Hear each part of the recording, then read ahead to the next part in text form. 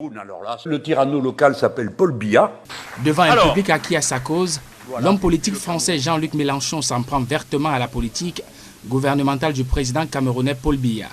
Non sans fustiger les rapports paternalistes entre le chef d'État français Emmanuel Macron et notre président de la République.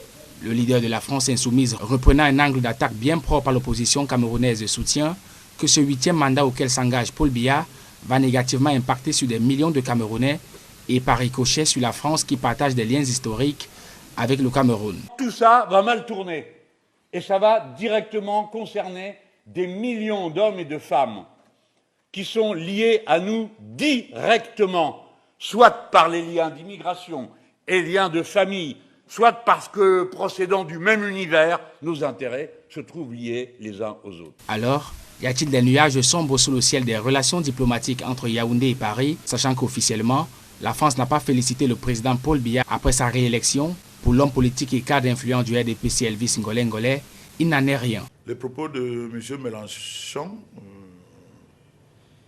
ne sont pas la ligne officielle ou les déclarations officielles de l'État français ou du gouvernement français.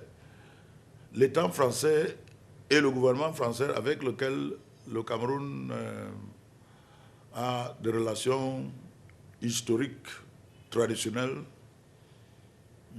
qui sont très bonnes. Pour le directeur de campagne de Samuel Iram Yodi à la présidentielle du 12 octobre dernier, même s'il y a lieu d'être prudent pour ce positionnement soudain qui représente une forme d'immixtion dans nos affaires, il y a lieu de saluer la dénonciation de l'homme politique français sur la fragilité de notre démocratie. Toute question émanant d'un leader politique étranger soulevée sur l'état de notre pays, sur la fragilité de notre démocratie, nous est d'un intérêt particulier. C'est donc à ce titre et à ce titre exclusif que nous avons prêté une oreille particulière aux commentaires de Jean-Luc Mélenchon. Jean-Luc Mélenchon, arrivé 3e à la dernière présidentielle de 2022 en France, dénonce la politique paternaliste de la France avec les pays africains.